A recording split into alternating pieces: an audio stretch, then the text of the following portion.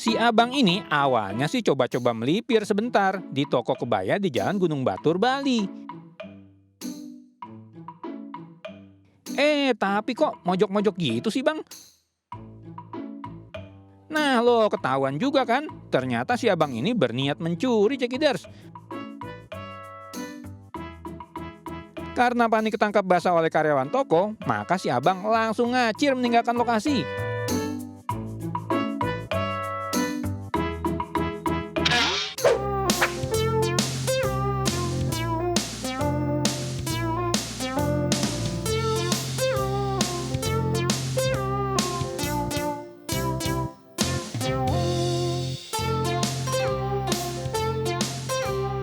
Aksi begal di Curug Tangerang ini bikin ngeri cekiders. Korban yang lagi mampir ke warung ini nggak menyangka kalau ada pelaku begal yang mengincarnya. Dibekali senjata tajam, pelaku begal ini mengancam dan mencoba mengambil paksa sepeda motor korban. Beruntung, motor korban gagal dibawa kabur karena ada warga yang membantunya.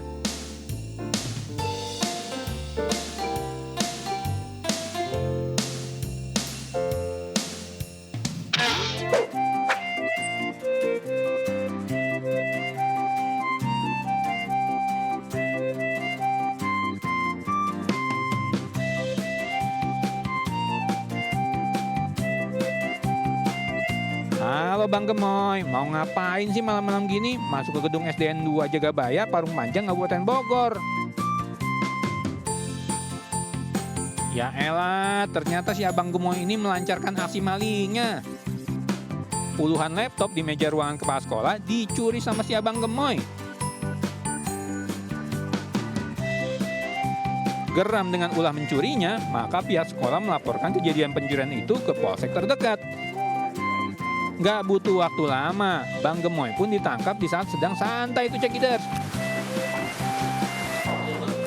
Usut punya usut, ternyata si Bang Gemoy mau persiapan akad nikah. Nasi sudah menjadi bubur, maka si Abang Gemoy batal nikah karena ulah mencurinya. Dirinya harus menerima hukuman dengan ancaman 7 tahun penjara.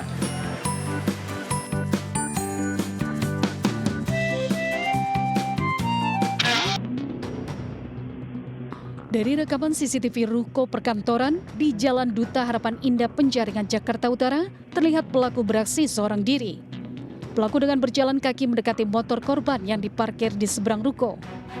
Pelaku sempat terlihat mengamati situasi sekitar. Kondisi lokasi yang sepi membuat pelaku dengan leluasa beraksi dengan membobol kunci kontak motor. Korban baru menyadari motornya raib dicuri saat diberitahu oleh rekan kerjanya. Menurut korban, di lokasi tersebut sudah 3 kali pencurian sepeda motor dalam sebulan terakhir. Kalau kejadiannya tuh saya lagi kerja sekitar jam setengah 9. Itu motornya diambil, terus saya baru dikabarin jam 9 sama orang kafe bawah. Katanya motornya hilang, disangkanya saya nggak bawa motor. Terus pas saya bilang saya bawa motor, terus pas dicek kuncinya, kan biasanya saya kalau taruh kunci di bawah di lantai 1. Ada. Korban telah membuat laporan ke Polsek Metro Penjaringan, Jakarta Utara dengan menyerahkan barang bukti berupa rekaman CCTV. Dari Jakarta, Sofian Firdaus, iNews melaporkan. Pemirsa, gempa dengan kekuatan bermagnitudo 5,7 terjadi di wilayah Bayah, Banten, Minggu malam. Gempa berada di 79 barat daya Banten. Gempa bermagnitudo 5,7 ini dirasakan warga yang berada di Jakarta, Sukabumi hingga wilayah Bandung, Jawa Barat. Informasi yang dirilis oleh BMKG menyebutkan epicentrum gempa berada di 85 km barat daya Banten dengan kedalaman 10 km. Meskipun epicentrum berada di Banten, guncangan gempa terasa ke sejumlah wilayah di Jawa Barat termasuk DKI Jakarta. Meski gempa tidak merusak secara signifikan, namun kepanikan terjadi di beberapa wilayah. Dan hingga saat ini pemirsa belum ada laporan kerusakan akibat gempa.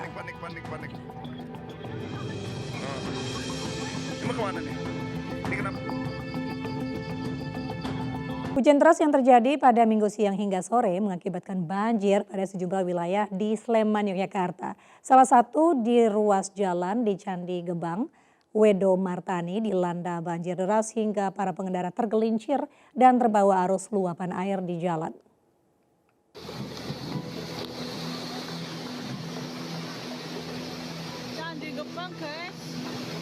Inilah rekaman video amatir warga saat terjadi hujan deras yang terjadi sebagian wilayah Sleman, Yogyakarta, Minggu siang hingga sore hari. Dari video amatir warga memperlihatkan jalan di wilayah Candi Gebang, Wedo Martani Ngemplak, Sleman, Yogyakarta, terjadi banjir dengan aliran air yang cukup deras. Aliran air yang deras menyebabkan beberapa para pengendara motor yang melewatinya terjatuh hingga terbawa arus air. Beberapa warga lainnya pun tampak mengevakuasi pengendara jalan yang terjatuh. Selain di Jalan Candi Gebang, banjir di jalan juga terjadi di Ring Road Utara depan Universitas Pembangunan Nasional Yogyakarta hingga setinggi kendaraan roda 2. Banjir disebabkan karena drainase yang tersumbat, hingga kemudian mengakibatkan banjir tidak bisa masuknya air ke gorong-gorong dan tumpah ke jalan. Dari Sleman, Yogyakarta, Gali Wisman, iNews melaporkan. Sebuah mobil tangki bermuatan BBM jenis Pertalite terbakar setelah terguling di kota Dumai, Riau. Kecelakaan diduga akibat sopir tidak dapat menguasai kendaraan karena truk melaju kencang.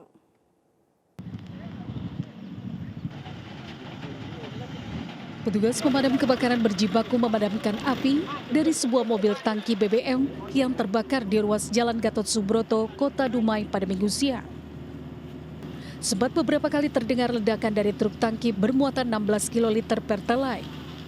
Besarnya api dengan cepat membakar habis seluruh badan kendaraan.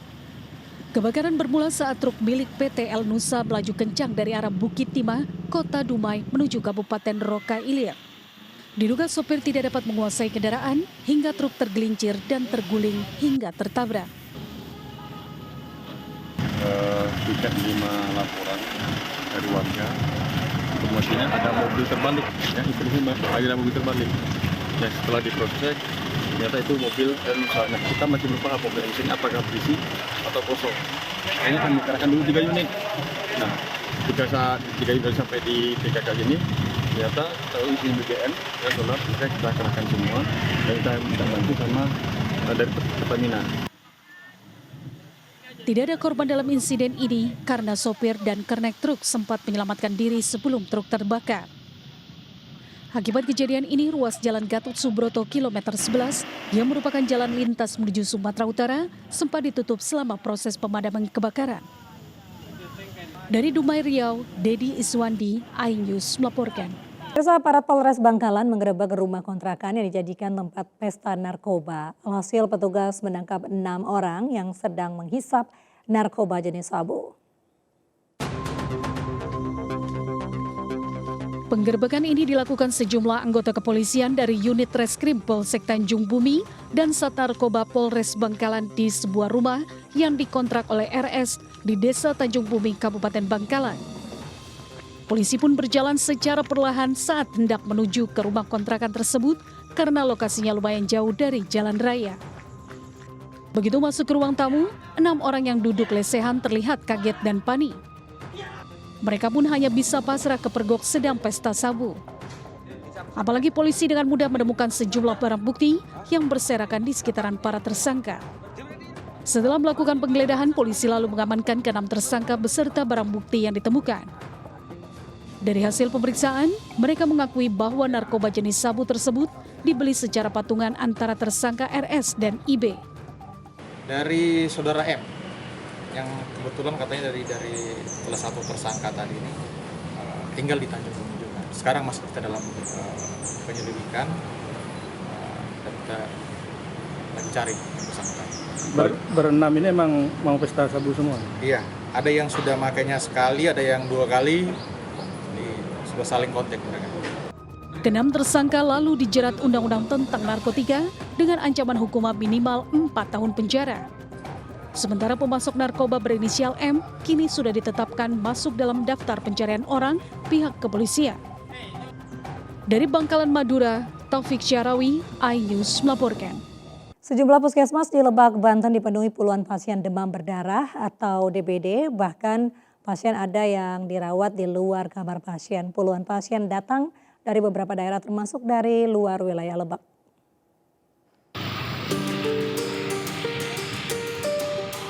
Kasus demam berdarah di sejumlah daerah di Kecamatan Cihara, Lebak, Banten terus bertambah.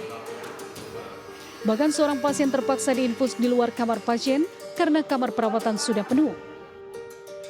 Hal ini disebabkan banyaknya jumlah penderita DBD hingga di akhir bulan Februari. Data dari Puskesmas Cihara terdapat 33 pasien DBD yang kini tengah mendapatkan pertolongan.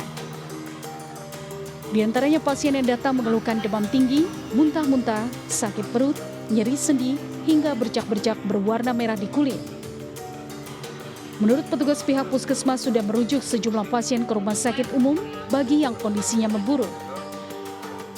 Untuk kelebihan pasien, Puskesmas Cihara meminta bantuan pihak Puskesmas terdekat untuk memberikan pertolongan. Untuk dari Januari sampai Februari pertanggal sekarang ya Pak ya,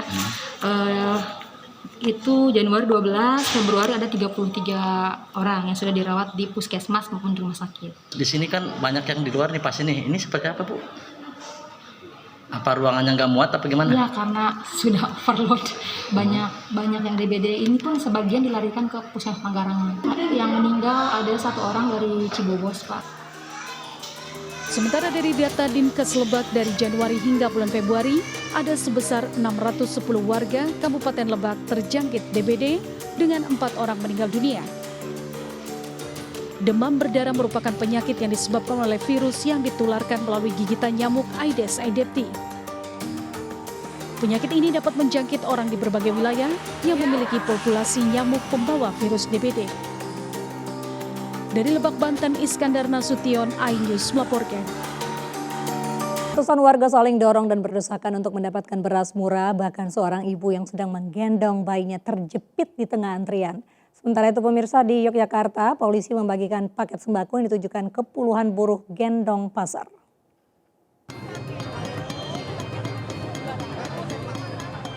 Di Gerobokan, Jawa Tengah, warga rela antri beras demi mendapatkan beras murah. Tidak sedikitnya ibu-ibu yang membawa anak mereka terjepit dan terdorong oleh warga lainnya.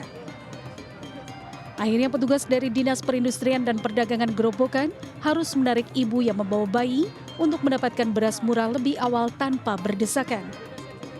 Operasi pasar beras murah ini menjadi magnet tersendiri bagi warga. Pasalnya stok beras yang menurun drastis di pasaran membuat seluruh harga berbagai jenis beras menjadi naik.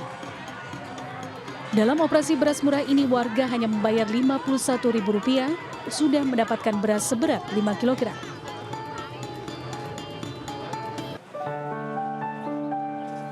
Sementara aksi bakti sosial yang dilakukan oleh Sespimti dilakukan di halaman teras Malioboro. Paket sembako yang ditujukan untuk para buruh gendong pasar tersebut berisi gula, teh, minyak goreng, dan yang terpenting adalah beras demi meringankan beban warga yang sangat membutuhkan. Aksi tersebut dilakukan serentak di 19 provinsi, salah satunya di Yogyakarta. Diharapkan bantuan tersebut bisa membantu masyarakat di tengah kondisi harga sembako dan beras yang terus meroket menjelang bulan suci Ramadan. Kegiatan bakti sosial ini tujuannya adalah supaya kita juga kita melihat bagaimana sekarang menjelang bulan puasa, kenaikan harga sembako dan lain sebagainya. Ini karena itu kami ingin berbuat dan juga ingin berbagi kepada masyarakat, terutama masyarakat yang membutuhkan. Alhamdulillah kita senang sekali Pak dapat hadiah sembako. Terima kasih Pak. Katanya alhamdulillah, terima kasih ada yang bakso sama gendong. Terus dapat bantuan salah satunya beras itu gimana Bu? Senang nggak Bu? Ya rasanya senang Pak karena beras itu harganya mahal, ini bisa bantu sama buruh gendong.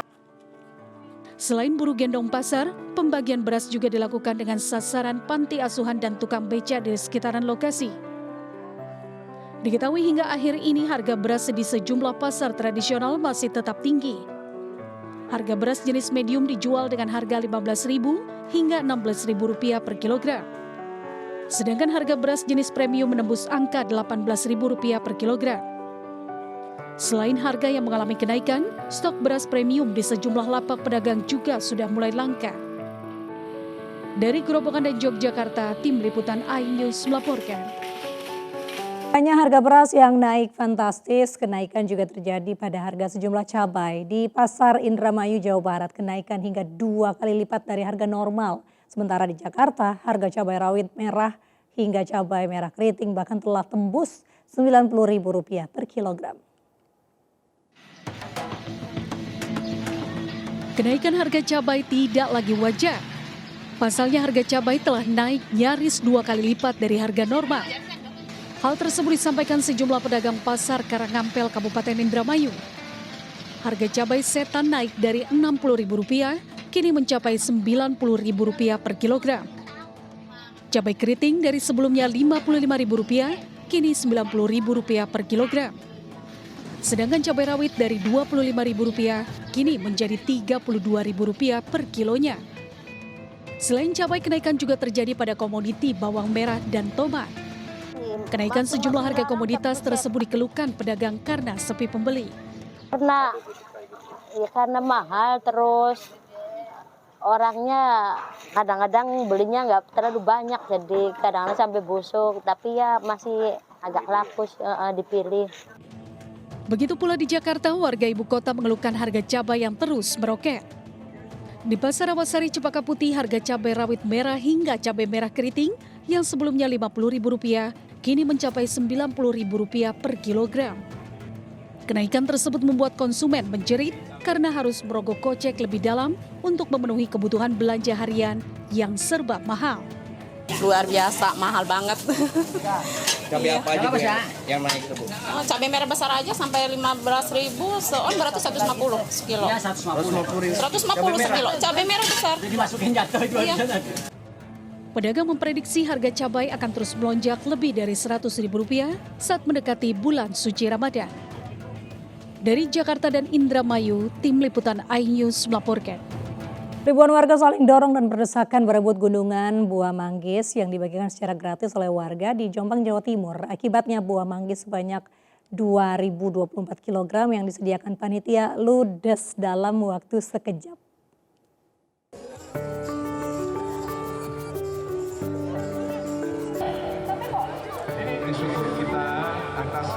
Ribuan warga ini saling dorong dan berdesakan untuk berebut 8 gunungan buah manggis berukuran kecil di lapangan Desa Jara, Kabupaten Jombang, Jawa Timur.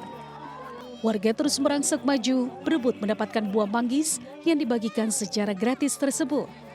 Menurut warga, Atnum buah manggis merupakan tradisi yang rutin digelar setiap tahun sekali di Desa Jara. Tujuannya adalah untuk mengangkat potensi desa dan mengenalkan kepada masyarakat luas terkait keberadaan Desa Jara sebagai sentra penghasil buah manggis di Kabupaten Jombang. Dengan menggelar tradisi Atnum buah manggis, warga berharap hasil panen dan buah manggis mereka tahun ini bisa semakin berlimpah. Karena ramai Pak, karena hasil bumi juga orang-orangnya yang sangat luar biasa. Dapat berapa banyak ini? Mungkin dapat 2 kilo lebih mungkin. Rencananya mau dipakai apa nanti? Apa? Rencananya mau dipakai apa? Pakai teman-teman. Sebelumnya tradisi Atnum buah manggis diawali dengan warga membuat gunungan buah manggis dan mengaraknya menuju lapangan Desa Jara. Meski acara seremonial belum selesai, warga yang sudah tidak sabar langsung merasak maju berebut mendapatkan buah manggis yang mereka inginkan. Dari Jombang, Jawa Timur, Mukhtar Bagus, iNews melaporkan. Pemirsa, petugas Damkar bersama Balai Konservasi Sumber Daya Alam mengevakuasi seekor anjing liar yang berkeliaran di jalur landasan pacu Bandara Cilikriwut, Palangkaraya, Kalimantan Tengah. Evakuasi dilakukan karena keberadaan anjing liar membahayakan aktivitas penerbangan. Tim Rescue Damkar bersama petugas BKSDA Kalimantan Tengah menyiapkan kandang jebakan serta jaring untuk menangkap anjing liar yang berkeliaran di jalur landasan pacu Bandara Cilikriwut, Palangkaraya. Namun tidak mudah menangkap anjing liar tersebut karena anjing malah lari menghindari kandang jebakan. Petugas selalu berupaya menggiring anjing agar keluar dari area landasan pacu. Akhirnya anjing dapat ditangkap setelah digiring petugas hingga ke ujung landasan pacu. Selain menangkap 1 ekor anjing dewasa, petugas juga menemukan beberapa ekor anak anjing yang berada di semak-semak ilalang di dekat jalur landasan pacu. Sebelumnya pihak bandara meminta dilakukan evakuasi lantaran keberadaan anjing liar dapat membahayakan aktivitas penerbangan. Dede Yusuf. Sudah tertangkap pada landasan pacu di sebelah selatan, bukan di sebelah utara. Yang kita jaga di sebelah utara ternyata di bagian selatan juga ada. Tertangkap oleh sekuriti bandara dan sekarang sudah kita amankan untuk demi keamanan landasan pesawat penerbangan jadi aman. Saat ini tim rescue damkar bersama petugas BKSDA masih berusaha mengevakuasi 3 ekor anjing liar yang diduga masih berada di kawasan landasan pacu Bandara Cilikriwut. Dari Palangkaraya, Kalimantan Tengah, Ade Sata, iNews melaporkan. Kita beralih ke informasi calon wakil presiden nomor urut 3, Mahfud MD menegaskan kecurangan pemilu bisa diselidiki menggunakan hak angket DPR. Meski demikian, mantan Menko Polhukam itu menyebut dirinya tidak punya wewenang mengajukan hak angket karena hak angket merupakan urusan DPR. Ditemui di Sleman, Yogyakarta, calon wakil presiden nomor urut 3 Mahfud MD kembali menegaskan bahwa DPR sangat boleh mengajukan hak angket. Menurut Mahfud, DPR boleh mengajukan hak angket soal dugaan kecurangan pemilu. Lebih jauh dijelaskan, hak angket yang diajukan DPR tidak semata menyasar penyelenggaraan pemilunya saja, melainkan juga dapat menyasar ke pemerintah. Mantan Menko Polhukam tersebut menjelaskan bahwa kebijakan pemerintah dalam pemilu bisa menjadi sasaran angket. Meski demikian, Mahfud mengakui dirinya tidak bisa mengajukan hak angket karena hak angket adalah urusan partai politik di DPR. Wah, itu ada kaitannya dengan KPU itu soal lain. Jadi kalau ketua KPU dan Bawaslu itu tidak bisa diangket, yang bisa diangket pemerintah. Kalau ada kaitan dengan pemilu, boleh. Kan kebijakan kemudian dikaitkan dengan pemilu, tapi yang diperiksa tetap pemerintah.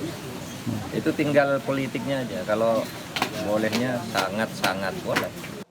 Dalam kunjungan di Sleman, Mahfud MD bersama keluarga mengunjungi kuliner kopi Klotok di Jalan Kaliurang yang berada di lereng Gunung Berapi. Mahfud mengungkapkan setiap pulang ke Yogyakarta selalu mampir ke sejumlah lokasi kuliner. Dari Sleman, Yogyakarta, Gali Wisma, iNews melaporkan. Ratusan orang yang tergabung dalam Forum Rakyat Menggugat mencetuskan dekret Bandung meminta pemilu 2024 diulang. Selain itu, massa juga mendesak DPR segera menggelar hak angket.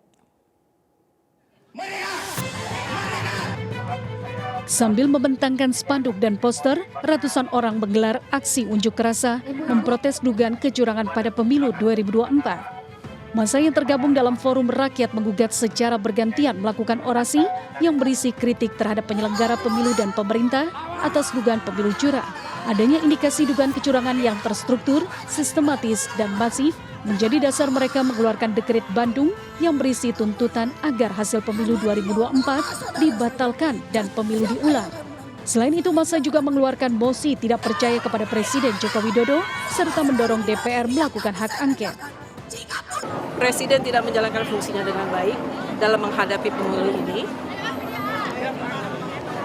Beliau cawe-cawe, beliau memihak kepada salah satu paslon, sehingga diikuti oleh KPU dan Bawaslu. Ya. Kemudian kami mendorong saat ini agar DPR RI melakukan fungsinya untuk melaksanakan hak angket. Aksi juga diikuti sejumlah difabel yang dalam pemilu lalu tidak bisa memberikan suaranya karena tidak mendapat suara panggilan mencoblos. Rencananya massa yang tergabung Forum Rakyat Menggugat akan menggelar aksi di DPR RI, Jakarta, guna mendesak DPR segera melakukan hak angket. Dari Bandung, Jawa Barat, Ervan David, iNews melaporkan. Pemirsa, persepsi masyarakat terhadap pelaksanaan pemilihan umum 2024 berlangsung jujur dan adil mengalami penurunan tajam. Tidak hanya itu, berdasarkan survei oleh Lembaga Survei Indonesia, sebanyak 31,4% responden menyatakan terjadi kecurangan dalam pelaksanaan pemilu 2024. Anggapan publik bahwa proses pemilu 2024 telah terjadi kecurangan tergambar dari hasil survei yang dirilis Lembaga Survei Indonesia atau LSI. Tidak main-main, Sebanyak 31,4 responden menyatakan pemilu 2024 diwarnai kecurangan. Uniknya persepsi kecurangan pemilu merata di semua pendukung paslon Capres-Cawapres. Dengan persentase terbesar pada pendukung paslon Anies Baswedan, Muhaimin Iskandar. Hasil tersebut berdasarkan survei yang dilakukan pada 19 hingga 21 Februari dengan jumlah responden mencapai 1.211 orang dengan tingkat kepercayaan 95%. Direktur Eksekutif LSI Jayadi Hanan menjelaskan pernyataan yang disampaikan kepada responden yaitu apakah setuju dengan ada yang berpendapat bahwa pemilu 2024 diwarnai banyak kecurangan. Selain itu LSI juga menangkap terjadi penurunan persepsi publik terhadap pemilu 2024 telah berlangsung jurdil. Sebelumnya penilaian responden mencapai 94,3%, namun penilaian itu menurun hingga 76,4%. Bila penurunan persepsi publik terhadap pemilu jurdil dan terus terjadi, bisa menimbulkan berkurangnya legitimasi terhadap hasil pemilu. Kalau tren itu berlanjut, ya kan penurunannya signifikan tuh 10 dan 20%. Kalau tren itu berlanjut, maka dia minimal dari segi publik itu bisa menimbulkan berkurangnya legitimasi kan, karena tingkat kepercayaan masyarakat terhadap proses pemilu menjadi berkurang. Dari Jakarta, Muhammad Zulhilmi, iNews melaporkan. Meski Ramadan masih beberapa pekan lagi, namun sejumlah kegiatan jelang bulan suci Ramadan sudah mulai dilakukan, seperti tradisi khatam Al-Quran dan imtihan yang diikuti puluhan anak di Sidoarjo, Jawa Timur. Dalam tradisi itu, para peserta diarak keliling kampung untuk kemudian unjuk kebolehan di hadapan warga.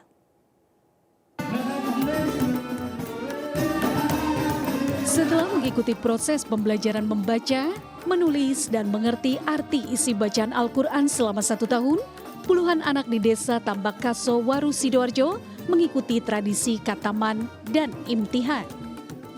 Tradisi tersebut sebagai ungkapan syukur atas keberhasilan dalam menempuh pendidikan mengaji di luar pendidikan sekolah. Puluhan anak yang dinyatakan lulus dalam membaca dan menulis serta mengerti arti bacaan Al-Quran diarak keliling kampung dengan menggunakan beca dan diiringi musik hadrah. Sebagai puncak tradisi khataman dan imtihan, puluhan anak usia dini yang rata-rata masih sekolah di bangku sekolah dasar unjuk kebolehan di atas panggung melantunkan ayat-ayat suci Al-Quran sesuai dengan tajwid. Layaknya raja dan ratu yang telah lulus dalam ujian, satu persatu peserta dirias dan dikalungi dengan bunga melati di atas panggung. Hal yang paling mengharukan, puluhan anak yang lulus mengikuti pendidikan Al-Quran, kemudian diberi kesempatan untuk sungkem ke masing-masing orang tua sebagai bentuk tanda bakti dan terima kasih kepada orang tua yang telah memberikan dukungan kepada mereka. Senang, Bi? Senang. Senangnya kenapa? Karena sudah wisuda. Habis wisuda ya. Emang ngajinya berapa lama? 1 tahun. 1 tahun ya. Terus selama setahun itu gimana? Sulit nggak? Enggak. Setelah belajar, dikasih penyuluhan dan dites melalui tes di kecamatan, di kabupaten. Setelah itu lulus di wisuda, diadakan khataman setiap tahun dan imtihan ini. Di akhir tradisi khataman dan imtihan ini, puluhan anak-anak mendapatkan ijazah dari pihak TPQ sebagai bekal untuk para peserta nantinya. Dari Sidoarjo, Jawa Timur, Pramono Putra, iNews melaporkan.